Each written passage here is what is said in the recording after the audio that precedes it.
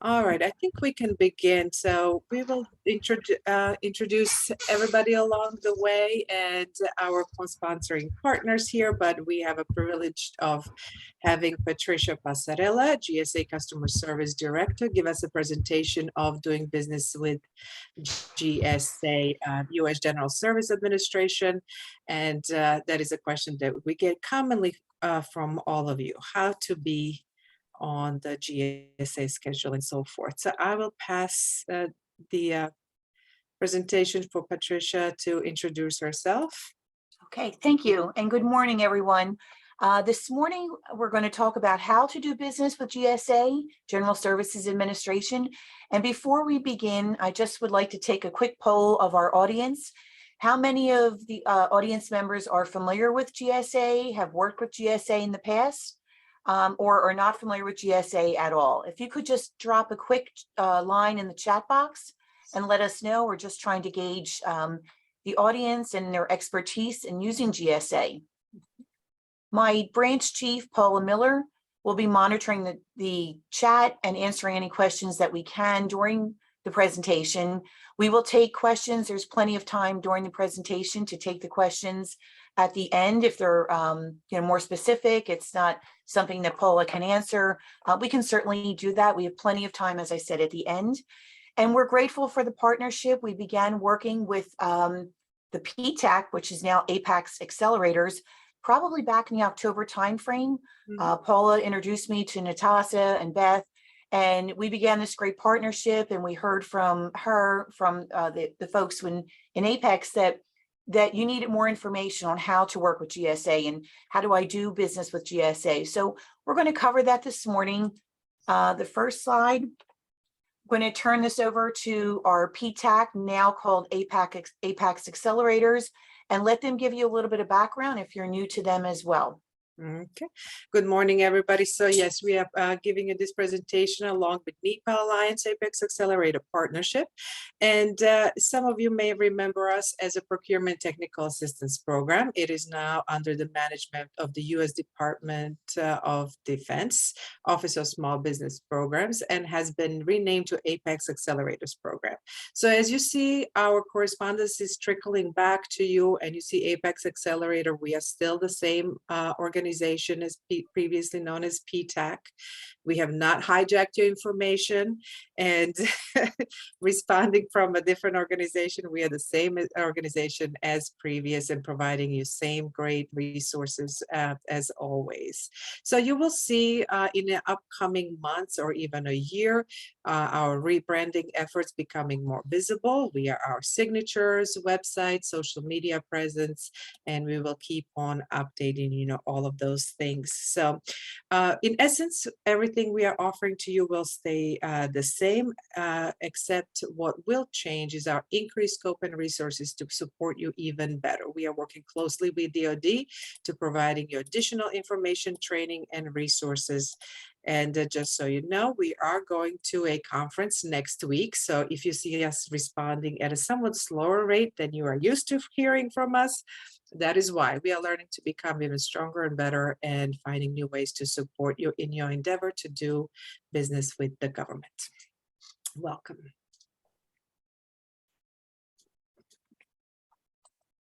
Okay, next slide. So yes, so this is just a review of what we do. Our PTACs are covering the entire country. Our Southeast Pennsylvania Apex Accelerator covers Berks, Bucks, Chester, Delaware, Lehigh, Montgomery, and Northampton and Philadelphia. And one of the reasons why we are regionally divided is because we support you not only with federal opportunities, but also state and local. And each local PTAC is in essence an expert on the local opportunity.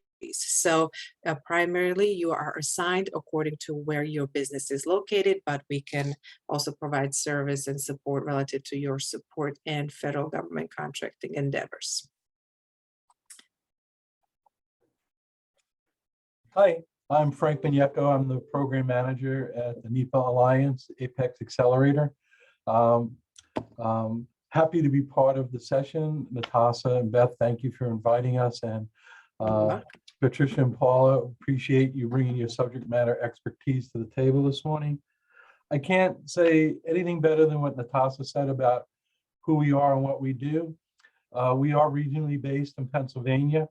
So the NEPA Alliance Apex Accelerator, we serve 7 counties in Northeast PA.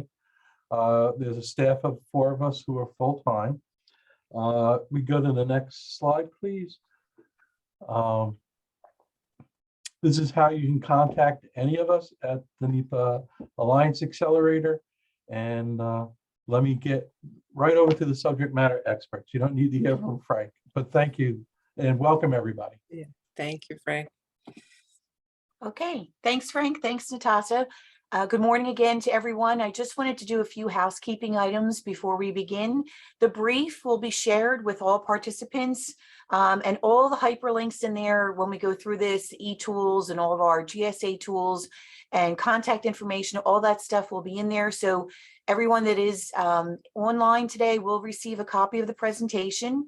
Now that I'm in presentation mode, I will not be able to see the chat box, but my branch chief, Paula Miller, will be monitoring the chat. And so if there's questions that come up, please feel free to put them in there. She'll try and answer them. She is a wealth of information. So she will be able to take care of that. And I'm grateful for her support. In addition, we also have Rob Mitchell, who is one of our new customer service directors to Region 3. He's also on the line, and he's going to be supporting us here today as well. So I'm grateful for the partnership, and I'm grateful for the opportunity to let folks know about GSA. I did see from the chat box that some folks are just new to schedule, which is great. Congratulations. And also that you are somewhat familiar with GSA. So I just want to break this down today into 2 parts: how buyers will use GSA and how sellers will engage with GSA. So we're just going to jump right into it. And so this morning, I'm the customer service director currently responsible for the Philadelphia area. Paul is my branch chief. And as I mentioned, Rob is our newest customer service director. Although we played football in Temple, he looks like a linebacker in this picture. I don't know. I should have done a better job here, Rob. Sorry about that. But these are your 3 customer service directors, branch chiefs that will be able to support you if you have any questions regarding GSA and any of the material that we cover this morning in the presentation. Just a little background about me. I started my federal career back in June of 1994. I started when I was a teenager, right? And I worked with the Department of Energy in Philadelphia in the regional office. And I started as a program manager on energy efficiency and renewable energy programs. Some of them are mainstream today. And I worked as a project manager for alternative fuels programs. So the hybrids, the Priuses, the biofuel vehicles, refueling stations that you see. Department of Energy was on the cutting edge of that technology back in 1994 and 95. Many of the fleets that took advantage of that were federal fleets. And so here we are today, you know, we have regular mainstream customers buying these hybrids, still federal fleets using them as well. But it was a great and very exciting part of my career. I came to the Department of Defense in 2016. I came in as a pre-award survey manager. I served in that capacity for quite a while. I worked with folks like yourselves in trying to get government contracts, supporting the pre-award of a contract. And then I also did some work in Homeland Defense as well, supporting the DIB-SIP, which is Defense Critical Infrastructure program. And so I came to GSA in 2018, and I've been with CASE now almost 3 years. CASE is our customer and stakeholder engagement division, and we support customers like yourself. So with that, I'm going to jump right in to the presentation. GSA is broken down into 2 categories. We have the FAS, Federal Acquisition Service, which is where we fall under, the CASE team falls under in supporting you. And then we have our public building sector, PBS, as we commonly refer to that. And if I don't clarify the acronym, please, let me know. I'll make sure I spell it out for you. But for GSA under FAS, we cover products and services, technology, motor vehicle management, our fleet folks, transportation, travel, procurement, and online acquisition tools. Our PBS folks, which we share office space with at the Dow building, we're located in downtown Philadelphia. The PBS team supports acquiring space through new construction and leasing. And that's all the federal buildings, leasing through the federal buildings, courthouses, etc. So they preserve more than 500 historic properties, not just here in Philadelphia, but nationwide. So we do have quite a big presence in Philadelphia and all over the country. But that's the two main areas that we're going to go through today. FAS is primarily what we're going to focus on. And our PBS team we do work quite closely with them. If there are any PBS questions that come up, we'll try and answer them. And if we can't, we'll work with our PBS folks to get back to you. So some of the common GSA customers that we work with fall under the federal acquisition requirement, FAR 8.0 and 8.4. Then that also includes state and local governments, cooperative purchasing programs, disaster purchasing programs, public health emergencies, similar to what we're experiencing here in Philadelphia this morning with the water, and then the 1122 program, equipment that would support counter-drug missions, homeland security, and emergency response. So they're some of the most common GSA customers. Myself, Paula, and Rob support all of DoD customers here in the Mid-Atlantic region. In particular, I have the Navy, we support DLA, and then we also support civilian agencies such as OPM, and I'm trying to think, EPA. So there are a number of customers that we do support, both here in the region and also across the country. We have many other case offices across the country. Just a little bit now, we're going to just break down the structure of the presentation and how the buyers use GSA. As a buyer, how would you use GSA? And a little further down, we're going to get into how the sellers engage in using GSA. So the mandatory usage of supplies, we acquire excess from other agencies. We work with our property team in doing that, personal property team. Excess personnel property, catalogs, bulletins are issued by GSA. We have personal contact with GSA or the activity holding the property. An example of this is the Social Security Administration. The beginning of COVID, they reached out to me and said, I've got pallets of expired hand sanitizer. How do I get rid of this? So we worked with our property team in Philadelphia and made that happen. We also take care of excess computers, blankets, etc. Paul and I had the privilege of touring the DLA, Defense Logistics Agency warehouse up in Mechanicsburg, PA. And a lot of excess property was being handled through there and shipped primarily to the Ukraine for Ukrainian support. And that was a really impressive machine, well-oiled machine up there. So anything that other agencies are looking to access, GSA will manage that and take care of that and get it to the right people or people that can use that property. And then we also have mandatory usage for requisitioning through global supply. You may see the acronym GSS, Global Supply Services. It's a simple government to government transfer, quick, safe, and compliant, about 800,000 office supplies and tools. And I will get into the GSA tools where you can see some of this firsthand. And then we have GSA's retail operation offering fourth party logistics. And we commonly refer to that as 4PL. I'm going to stop frequently throughout the presentation, just reach out to Paul if there's any questions. And that's also an opportunity for me to do a tech check, just to make sure we're still connected. I didn't lose anyone. And that's another way to do business with GSA is through the government purchase card holders using GSA Advantage. It's an optional opportunity for you, and it's primarily for the use of supplies. And again, this is another one of our GSA e-tools that I will share, we'll get into a little bit further down. And primarily the preferred method to do this is through micro purchases, less than $10,000. And this is for acquisition of many, many services and supplies, service contract standards. Everything falls under the wage rate requirements. Contingency operations are supported through this and recovery from attacks. And it can be higher for institutions of higher education or nonprofit entities or independent research institutes, excuse me. So the purchase, we do see a lot of business through the micro purchase card, the government purchase card, and that all falls under the FAR 13.2.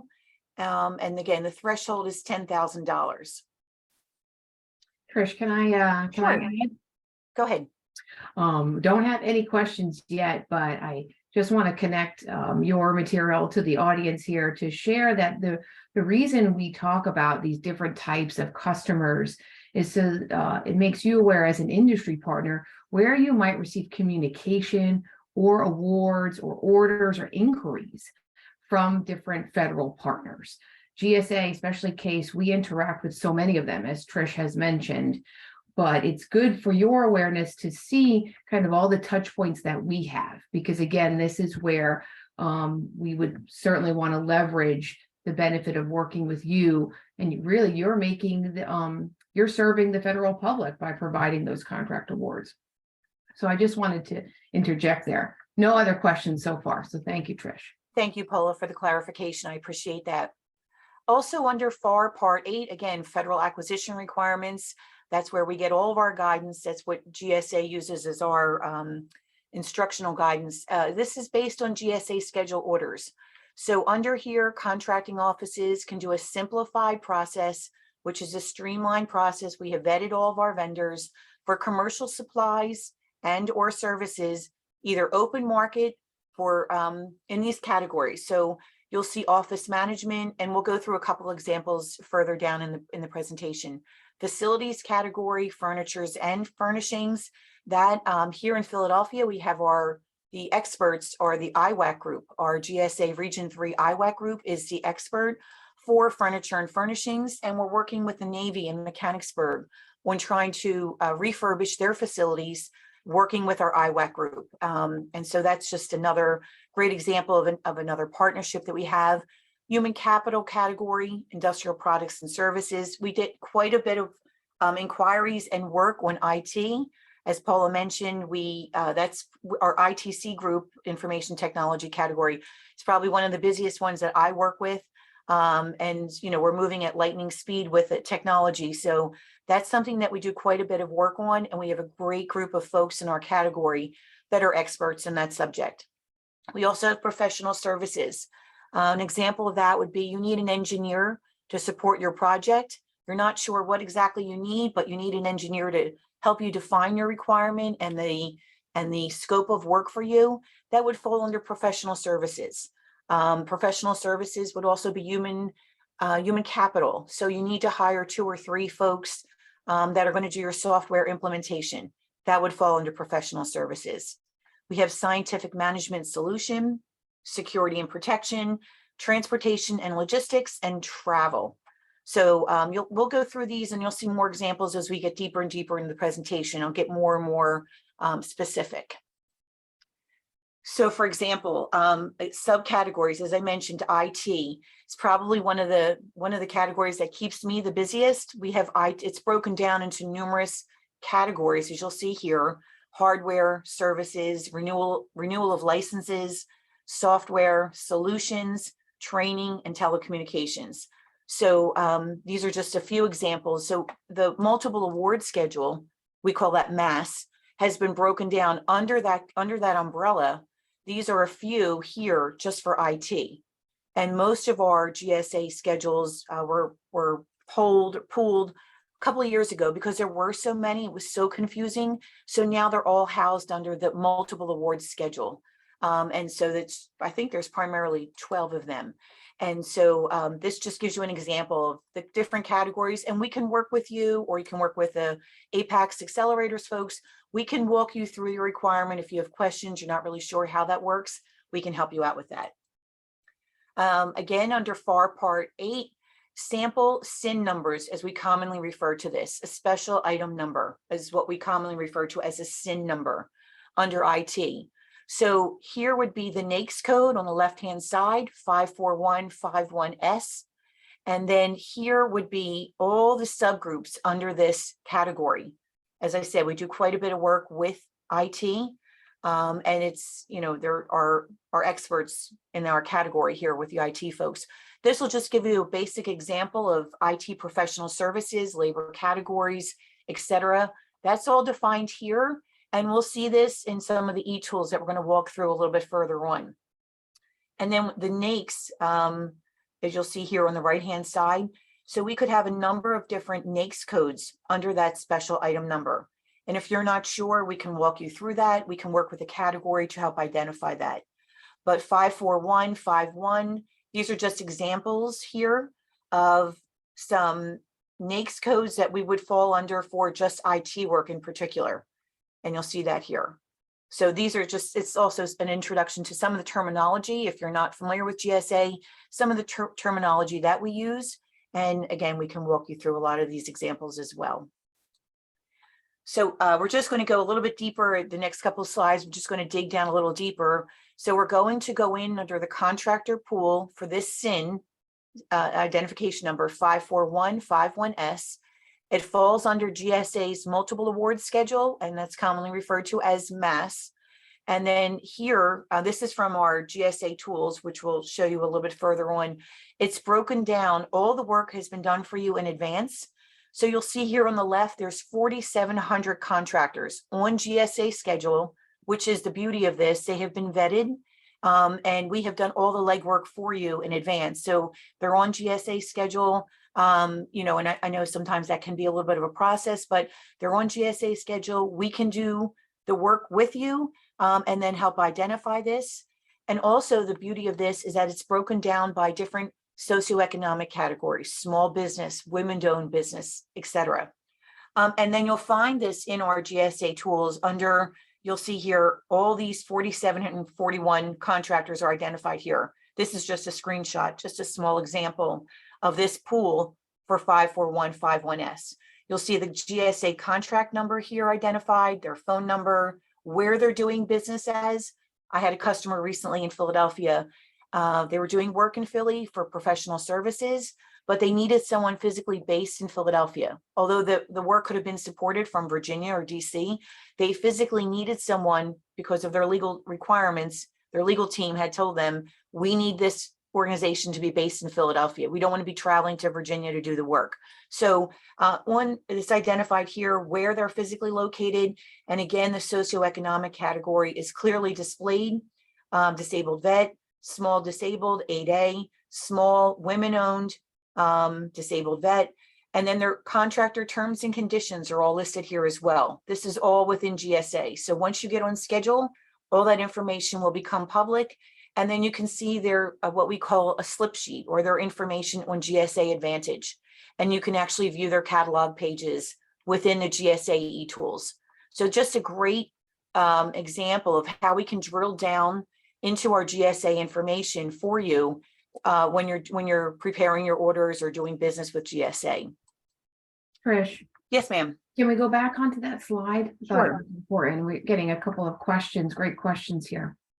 So the reason to share this example with you is, yes, it's important when you apply for a GSA contract, but actually this information is completely transparent to anyone, even if they don't have a GSA contract.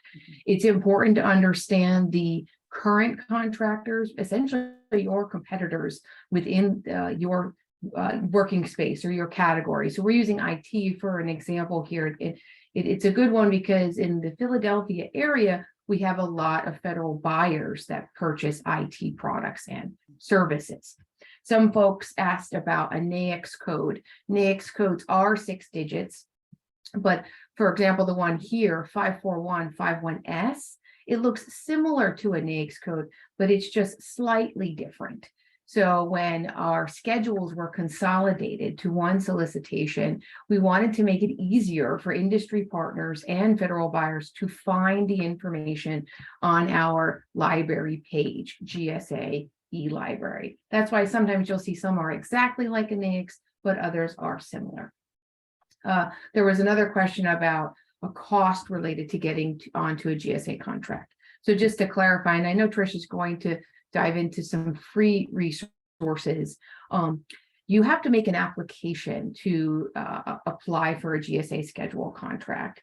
The application cost is related to the digital certificate. And the last, I think it was like $150 to apply for that digital certificate. That's the only cost associated with it. That allows you to upload your electronic documentation through our e-offer system. There are no other costs associated with it. And we could go a little bit deeper into questions related if your industry or if your company is interested in applying to the schedule. But I just wanted to clarify why we were sharing this example, because it is public information, and it's certainly recommended that when you want to make an application really to any federal contract, to use the GSA e-library as a resource. I just wanted to add that, Trish. Thank you, Paula. Thank you for the clarification. You're welcome. Okay. So now a little bit different here under the FAR 16. These are our GSA multi-agency contracts and our government-wide acquisition contracts. So as I mentioned earlier, oops, excuse me, clicked a little bit too quickly. These are just another terminology that we'll become more familiar with as you move further along in the presentation, and as you become more and more familiar with working with GSA. So the multi-agency contract, we commonly refer to that as a MAC, is a task order or delivery order contract used by government agencies to obtain services and goods, supplies. It's consistent with the Economy Act, and multiple agency contracts include contracts for information technology established pursuant to the US Code. So this is, again, just in reference to the IT thing. Government-wide acquisition contracts, there's a little bit of difference, means a task order or delivery order for information technology by one government-wide use that is operated pursuant to 40 of the US Code, Section 40 of the US Code. So there's just a little differential here between the GWAC and the MAC. I'm not sure if you want to elaborate on that, Paula, or expand on that. It's a minor difference, but Sure. I just wanted to make sure that there is a difference between them. Yes, absolutely. So we're talking really about 3 different contract solutions that an industry partner could apply to: our schedules contract, a MAC contract, or a GWAC contract. All of them have different eligibility criteria. And some folks, Trish, in the chat are asking about that specifically. I think we'll get to one slide, and then maybe I could add some comments about eligibility. I just don't want to get too far ahead. Sure, that sounds great. Thank you. Go ahead. Okay, so just to clarify the differences and similarities between the MAC and the GWAC, they cover both commercial and non-commercial requirements. All contract pricing and types and hybrids are allowed. Ancillary support items can be included. Order level materials, OLMs, and other direct costs can also be included here. There is a limited basis for contractor protest, and authorized contracting officers must have the delegation of procurement authority. We commonly refer to that as DPA. So a perfect example is we had a customer, Navy customer down in Maryland. They wanted to use GSA. They didn't know how to use GSA. So we had a call with them and with their contracting staff, and then our category. So when we explained to them how simple this was and simplified it was for them, we ended up saying, you can use it was professional services. You can use that requirement. We explained all the background. Their contracting officers and contracting staff had to receive that delegation of procurement authority, DPA. And that's a training that GSA offers quite frequently, almost monthly. So if you're going to make a buy, a purchase, you're going to fulfill a requirement, you need your contracting officers and your contracting staff need to have that DPA authority. And again, that's training that GSA does quite frequently, or we can work with the categories and schedule that training for you before you actually make the buy. So that's something, I know it's like a little mystery within GSA, but we can work with you to get that DPA authority. So just a little bit of background there. And then we're going to switch gears here and go into how sellers would engage with GSA. We just covered how the buyers would use GSA, some of the customers that would use GSA as a buyer. And now we're going to switch gears and go into how the sellers would engage with GSA. So these are some of the resources that I've mentioned earlier. Paula has alluded to them as well. When you receive the presentation, you'll get all these hyperlinks are in here as well. And some of the screenshots that we just walked through are taken directly from eLibrary and GSA Advantage and Acquisition Gateway. So if you've ever done an RFI, you're probably familiar with our eBuy system. It's a quite intuitive acquisition tool used by all federal agencies to achieve required competition, best pricing, and value. One thing I want to strongly recommend, if you have a team, 10 people, everyone can set up an account in eBuy. There's no limit to the number per agency or company. We strongly recommend that all of your contracting staff, all of your team leaders, maybe your leadership team, set this up as set it up an account, because if you're out on a Friday afternoon and someone wants to see the status of your RFI, but you can't log in because you don't have an account, it's really quick process. You set up an account in eBuy. They normally turn that around in about 24 hours. But this is where you can also see what else is out, what is available, who is looking to do work, and what are they looking for. You can find all of that in eBuy. And then just a side note here, and I don't have this addressed in here, GSA will work with the Apex Accelerators folks, will work with our customers. We can provide market research for you in addition to this. Market research as a service, we commonly refer to that as MRAS. And that is where we would take your statement of work or your PWS, and we would work with you developing some technical questions, issue that RFI for you. And that would be out for, normally we keep it open for 5 to 10 days. So we get a good response from folks that say, I can meet this requirement, I can fulfill this for you.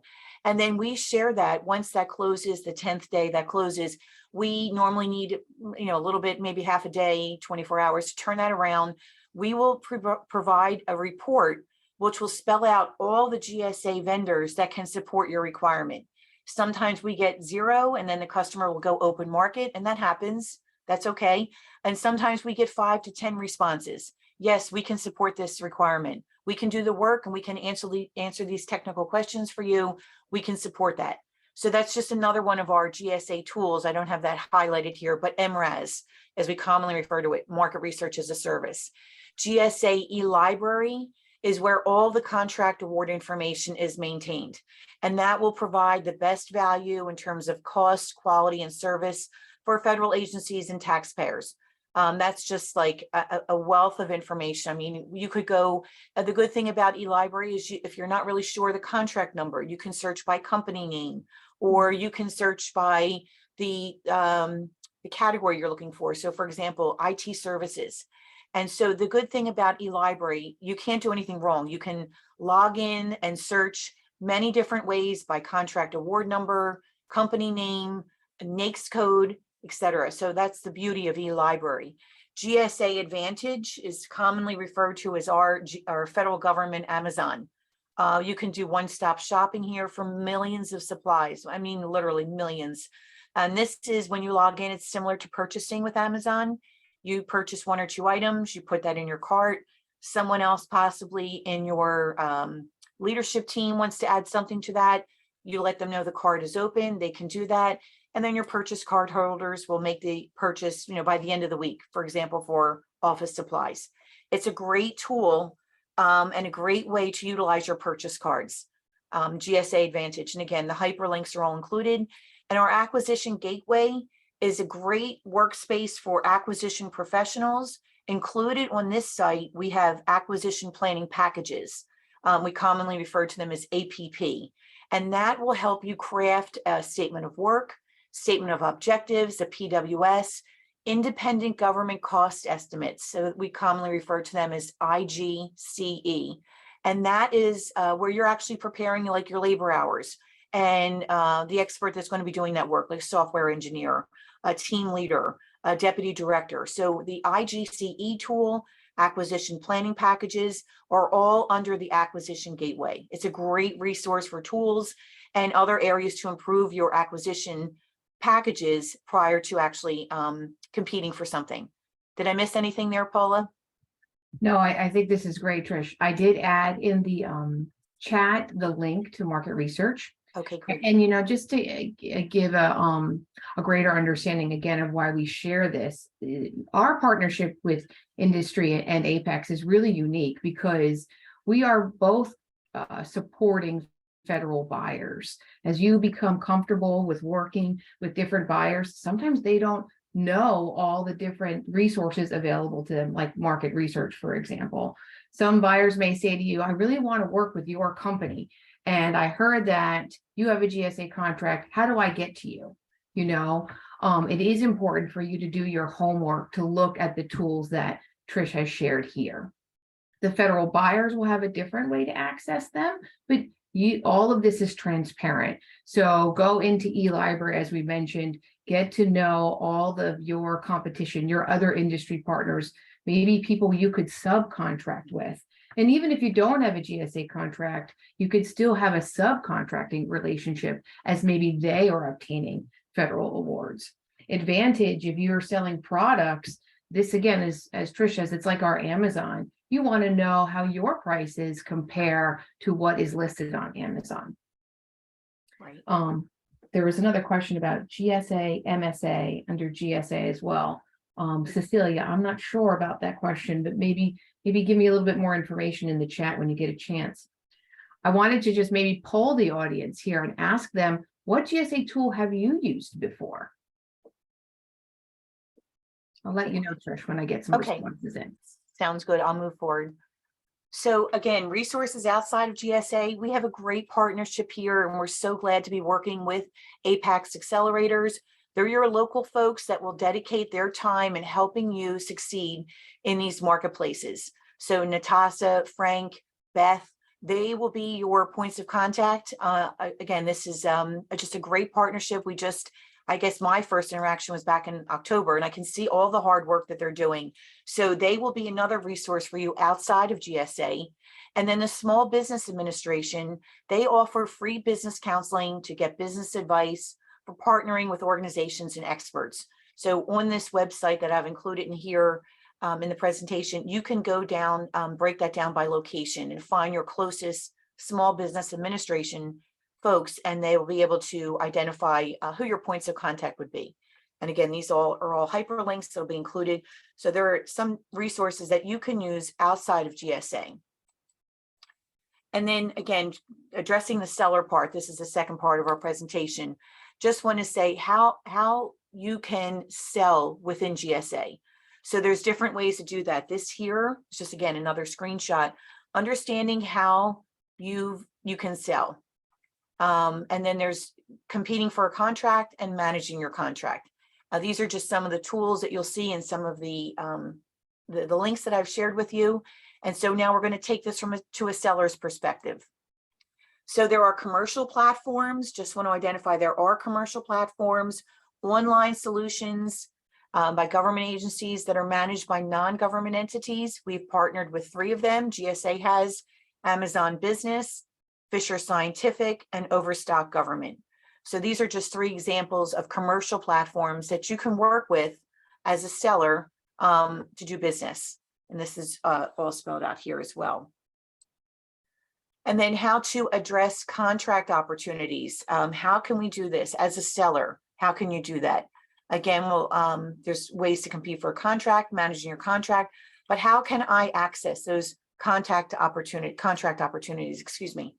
So as we mentioned earlier, and I think there is a question in the chat about the multiple award schedule, you can become a contract holder on MASS, also referred to as a GSA schedule. You'll hear us use those words interchangeably, and that will give you the contracting links and opportunities for schedule holders. So unlike other contract vehicles, a business can make an offer to get on schedule at any time. There's no open window, there's no open enrollment time. This is an ongoing process. So you can do this at any time. Make sure you have your paperwork together and getting on schedule. This is a great choice for small and medium-sized businesses. The MASS program has no guaranteed sales. We can't guarantee that you will get business, but it's a great opportunity and a great window for you to do business with other federal contracting opportunities. Last year was $39 billion annually. So it's a great opportunity as a seller to get on schedule. We strongly encourage that. It's the most common procurement method used by federal agencies. We get questions all the time, all day. How do I get on schedule? And so once you're on schedule, all the information, for example, somebody's doing their research, you're on schedule, they'll work with you to get their requirement fulfilled. Your pricing has already been determined to be competitive. So that's all part of the vetting process. And then ordering procedures for government agencies are streamlined. And that is probably the best and easiest selling point for getting on schedule, for getting on MASS, because people want it done. They want it done easy.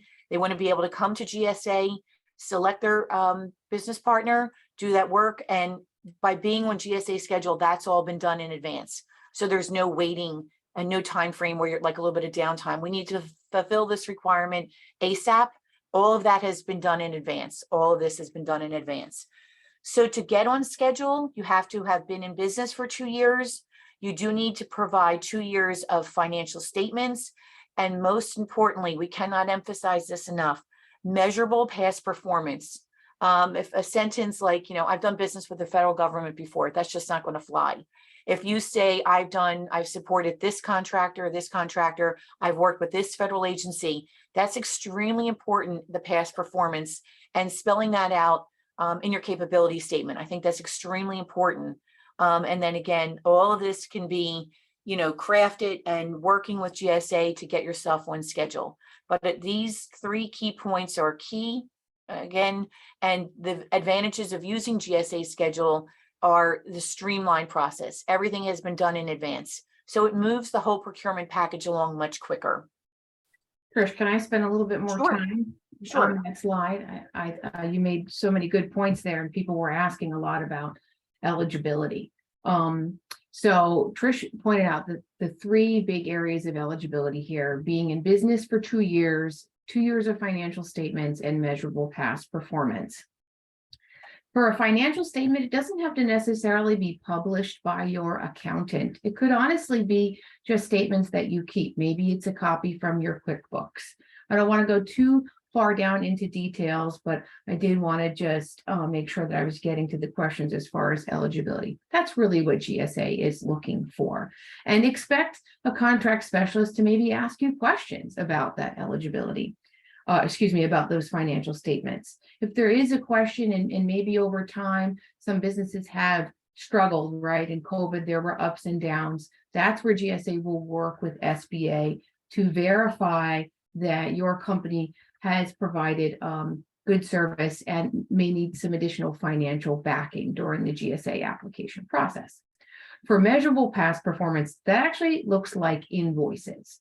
So for products or commodities, we often ask for a minimum of 3 invoices that justify you have sold that particular commodity to an entity before for that price. So when you apply, you'll be submitting your commercial catalog, and then you would offer GSA a federal discount. Other examples of past performance would be an award for the labor categories or the labor you provided with your service area, documenting the rate for that labor category. As Tricia had mentioned, it's not just a brief statement about the work that you've done. If you do work with maybe a state and local partner, or if you have a subcontracting relationship with a federal agency, make sure you secure them as a reference. Have them write a letter on your behalf stating, hey, I've done this work for this particular company, and this is the scope of the work that it was that it entailed. For every service that you are applying for with GSA, we would want 2 projects that show that you've done that particular service before for the entity that that you've completed it for. Some people are asking, does past performance limit to government only sales? Absolutely not. Actually, there is an expectation that you might not have any government sales before, which is completely okay. Again, we're looking for the commercial piece, though. There are some unique companies that may just do some military work, some DoD specific work. If you have non-commercial work that you have experience in, then you would want to look at the other contract options we talked about, like the GWACs and the multiple award contracts that do focus on non-commercial work. And then another question is, what if the type of service is non-typical, does not have an NIC? That would be okay. You would just have to describe what that service is. And when you make the application, I put that link into the chat here. It's called eoffer.gsa.gov. It's going to ask you to do your homework, just as Trish had walked you through in the beginning. It wants you to go to eLibrary, and even though you might have a non-typical service, it wants you to pick out what in the GSA family would be your service. So you have to actually align it to a proposed NAICS code or special item number. So I'll stop there If anybody has questions and maybe they want to take themselves off of mute or ask us more questions in the chat, please let us know. I know this is a very big area of interest. Sure. Thank you, Paula. All right, with that, I'll move forward unless somebody comes up. Let's see here. So we're, again, the difference between the MACs and the GWACs, like the schedule program, becoming a contract holder on a government-wide acquisition contract, that's our GWAC, or the multi-agency contract, the MAC, that will give you access to additional contract opportunities. Unlike the schedule program, there's a limited time frame. I have to emphasize that. Unlike schedules, there is a limited time frame to submit a proposal in response to a GWAC or a MAC solution. There's also greater competition to win those awards as they are capped. Most awarded to large businesses, except for those that are specifically set aside for small business. So a lot of times we'll ask when we're working with our federal customers, is this a set aside? Do you have to set this aside for a particular socioeconomic group? And so a lot of times federal agencies have that requirement and they have to meet their small business requirements throughout the fiscal year. But this is just another difference between the MAC and the GWAC. The advantages of these, there's less competition for the task orders. So that's the beauty of that. And ordering for procedures or for government agencies are streamlined. Very simple, simplified process. It's just like shopping on Amazon. It's very easy to do this. We have several active or in development GWACs and MACs. Active contracts are for solicitations that have closed. You can still pursue them working with the contract holders through subcontracting agreements. So you can certainly, if you think you may not be able to do all of the requirement, but you can support them, you can certainly do that as a sub. For example, referring back to our IT requirement, Polaris was an example of our IT services and services-based solutions.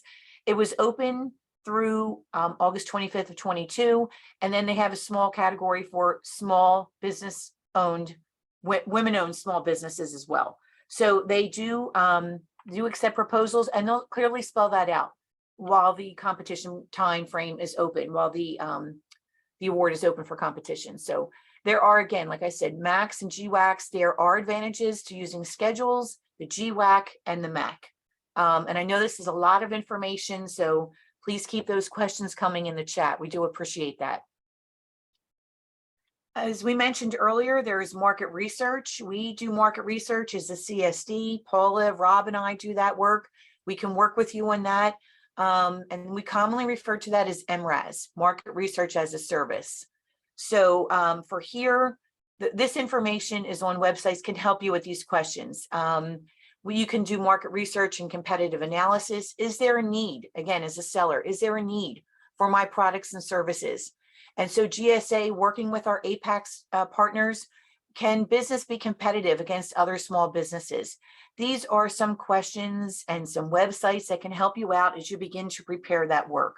Contract opportunities and data information in sam.gov.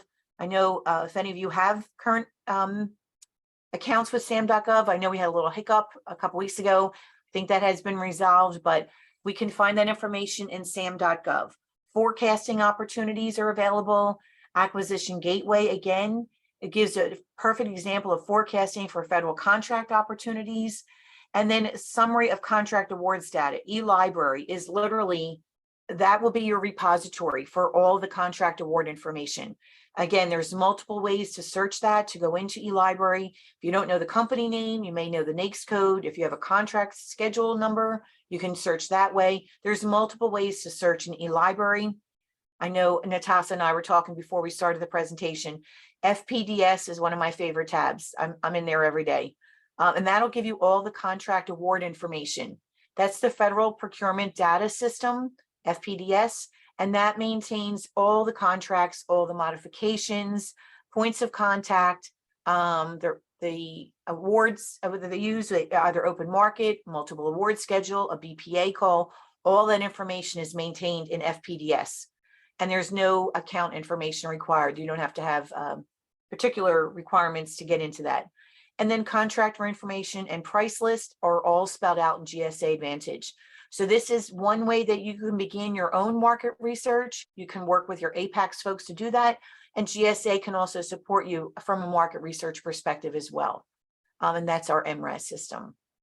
Any questions there, Paula?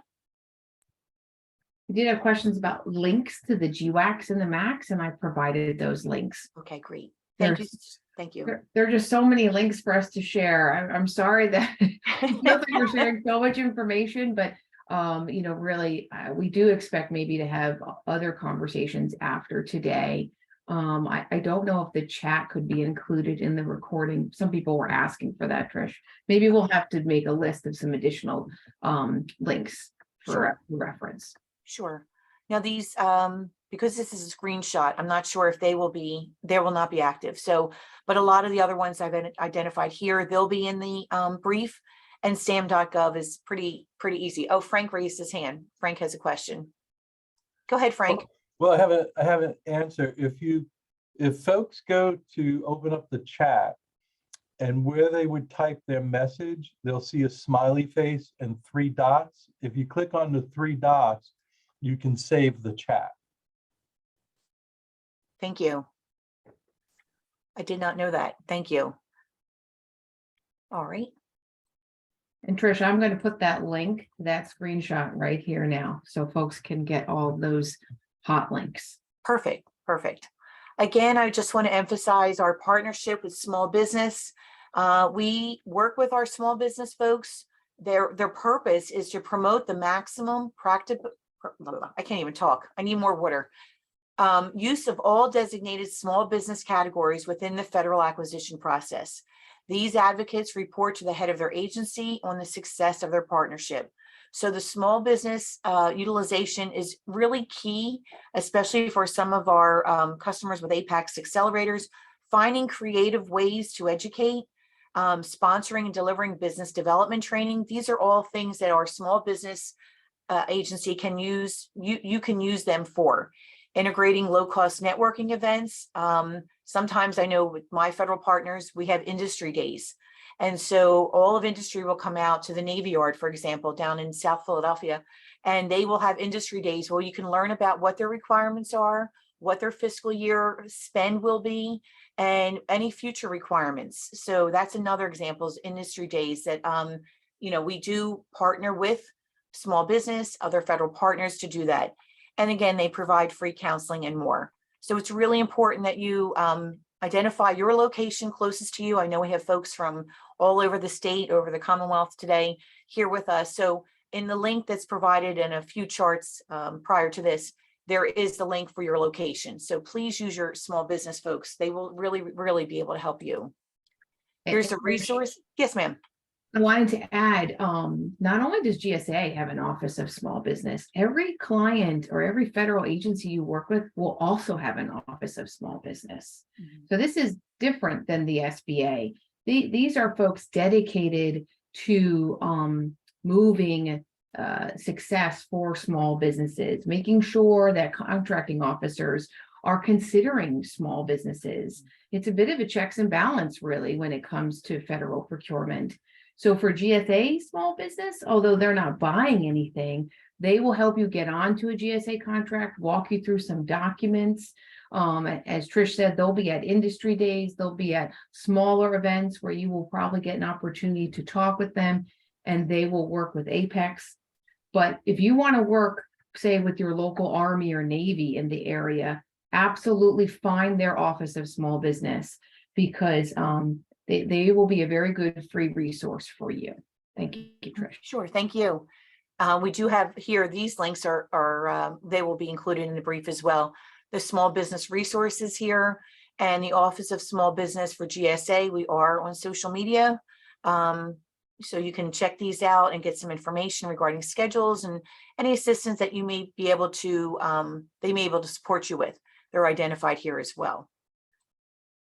And that concludes the GSA portion. I know I talk fast, but I'm hoping that we can address any questions that are outstanding in the chat or anything that comes to mind for myself or for Paula or our Apex partners. If there are any questions, we can take them now. Trish, we did have a question about hospitals. I'll add to that. That's a great question. So the VA is one of our big clients in GSA, really across GSA nationwide.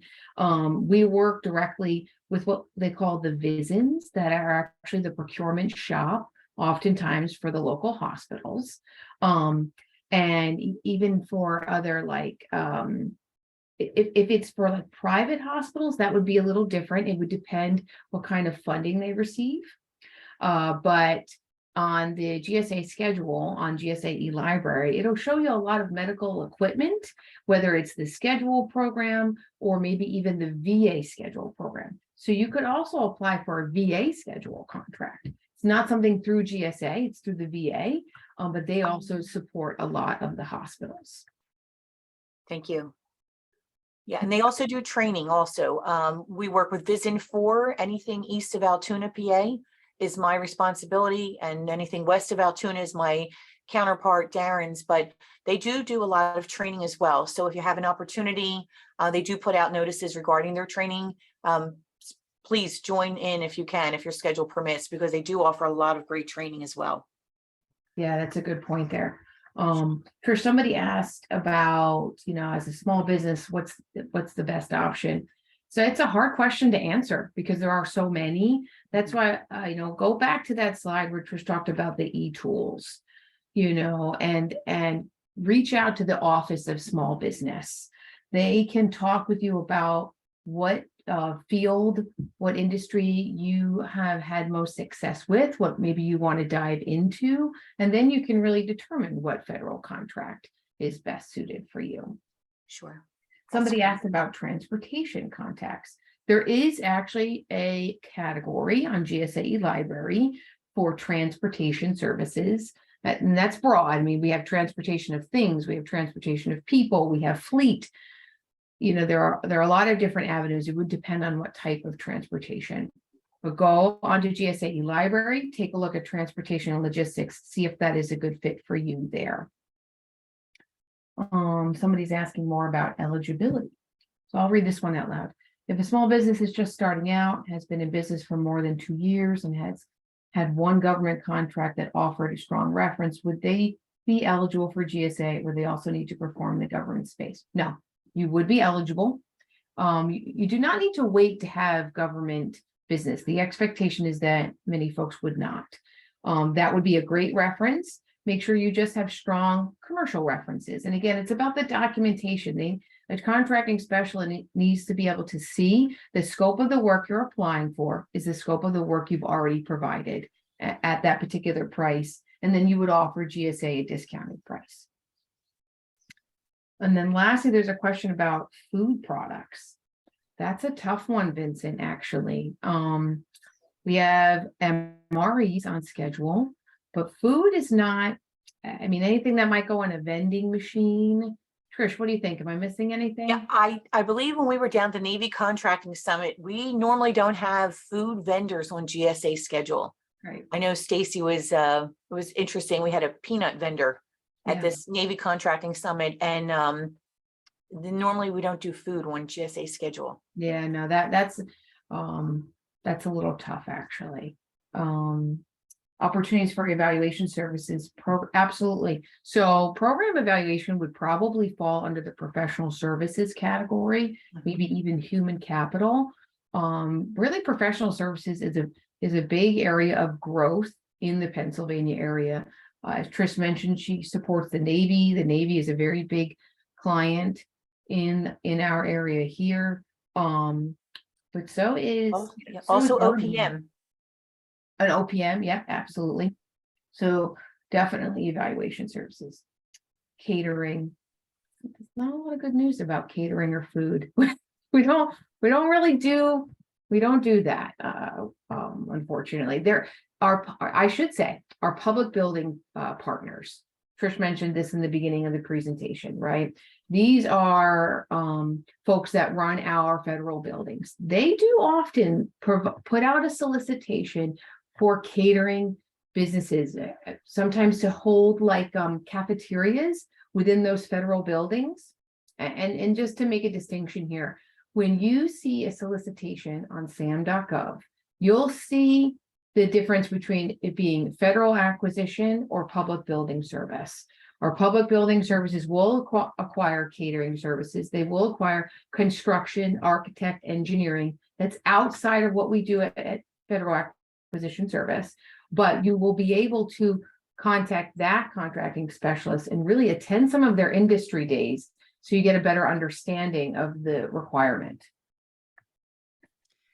Looking through some more of the questions here, Trish. And while you're looking through, Paula, one of the Yes. questions we get quite a lot is regarding non-manufacturing rules and how, when you're providing products, what are the considerations? I know it's quite a Tetris, sometimes as it relates to purchase thresholds, but if you can comment on that, that would be great. Yeah, that is always a tricky situation, actually, for many. I mean, really, this is where when a federal buyer uses GSA, and especially in the schedules program, they know that it's already been vetted and any product or commodity that they're purchasing has met that rule. If anything comes up where they're having questions about the non-manufacturing rule, usually what we do is we might bring in the Office of Small Business for that particular client. Like there was a lot of questions, especially around furniture, as far as the manufacturing of those particular products. So it's hard to give a general answer because it really depends on the client. What we like to say really is just if they are interested in making sure that it is compliant with the non-manufacturing rule, then many of the products on GSA schedules would be. I'm not sure if that's the best answer, Natasha. Maybe what we can do is always go back and get a little bit more information from our Office of Small Business about it. Yeah, that would be helpful. And I can provide it as a feedback to clients that would have that question. Thank you.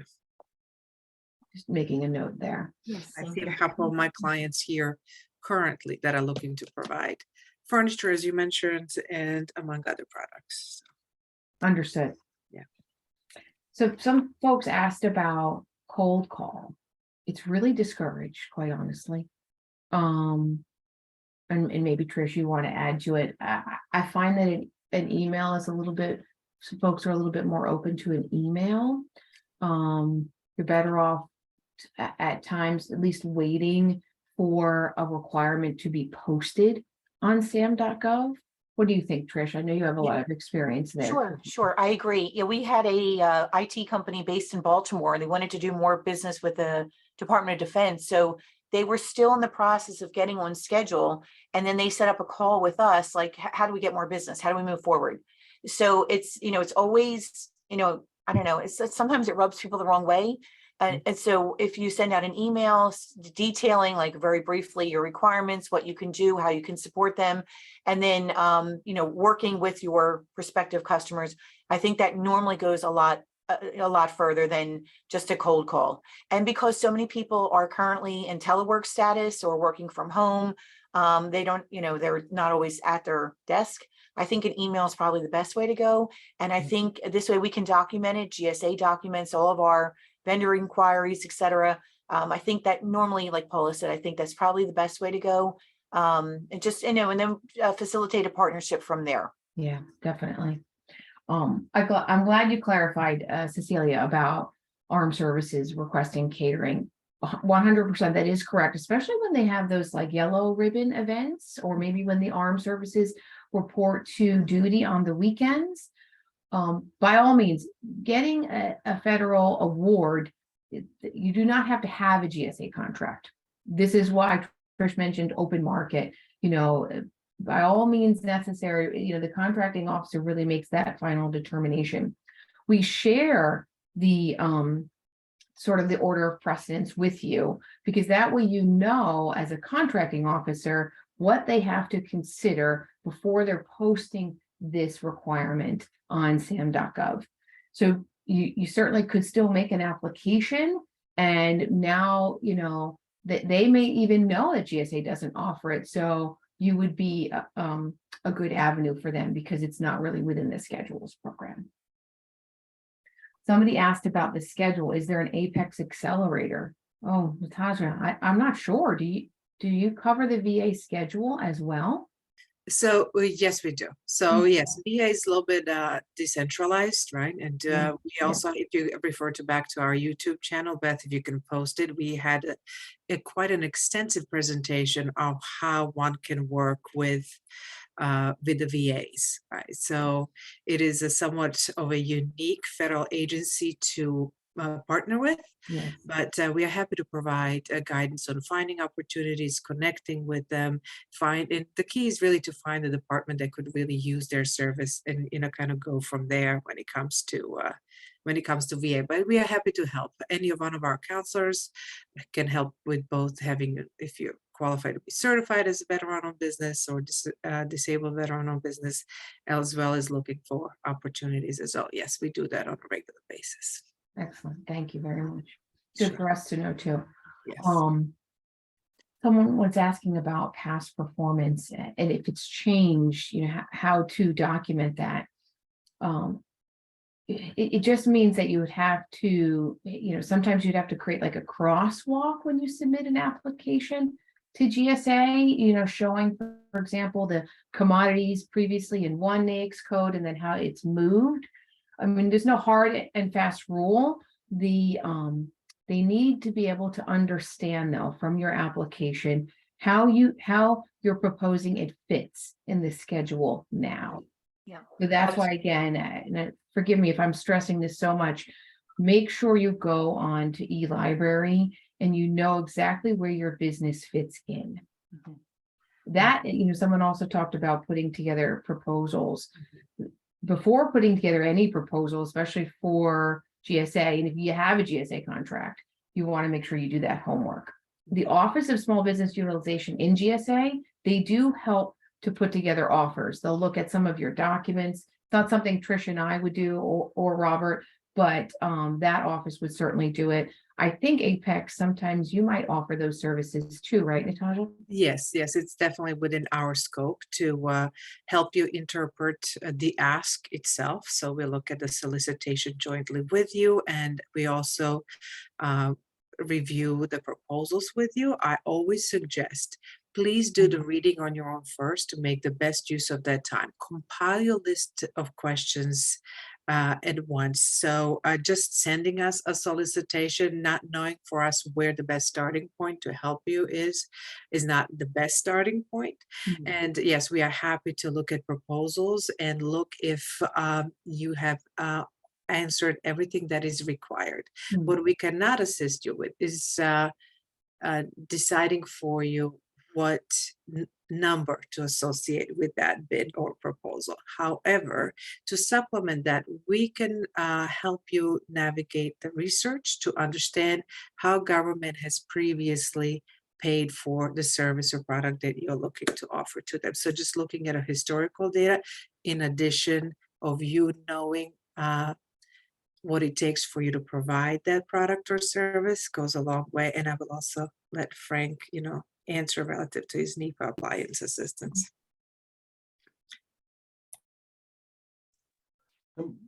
Basically the same, we'll help you through the proposal.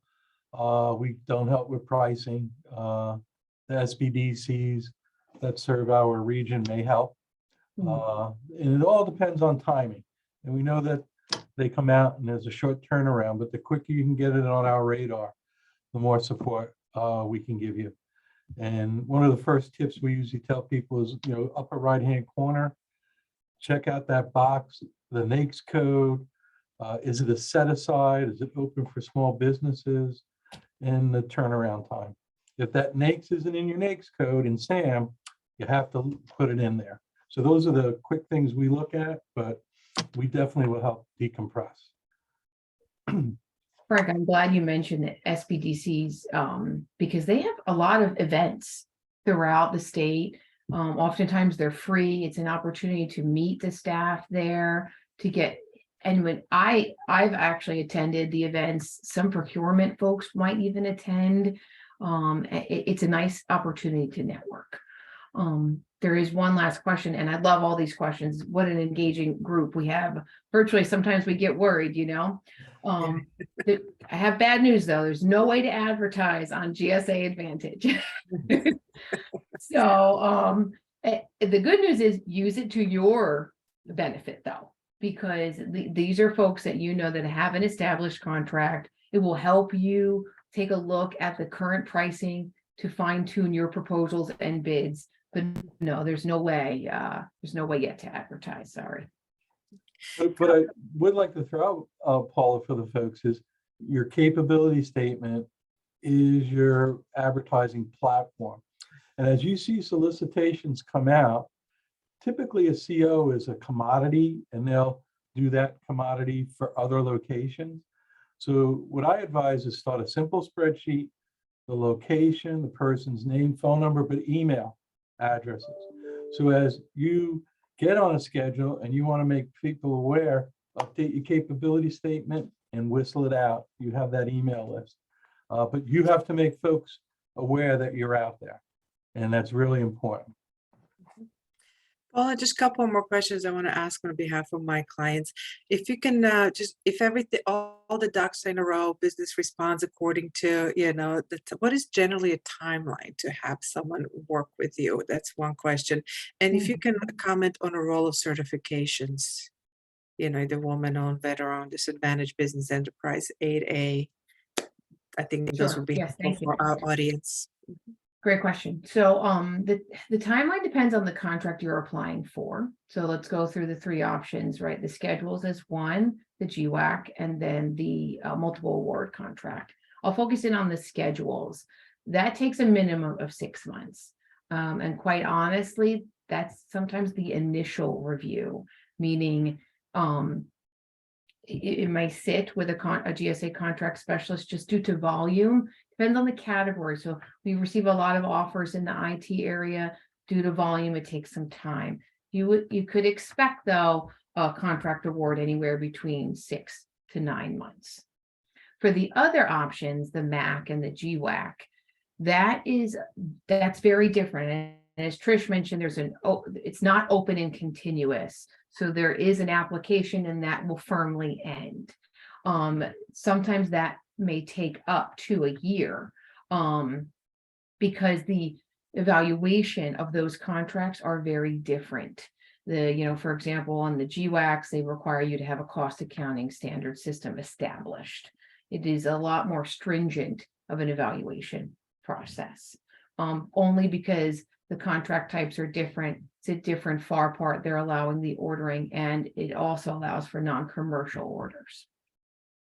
As far as the certifications, so when you apply to GSA, you need to be, of course, registered in SAM.gov.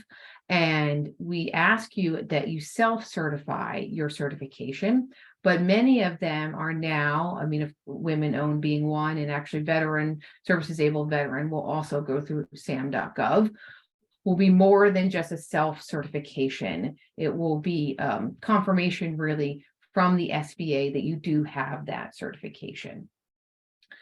If you're sort of in the process, that's still okay.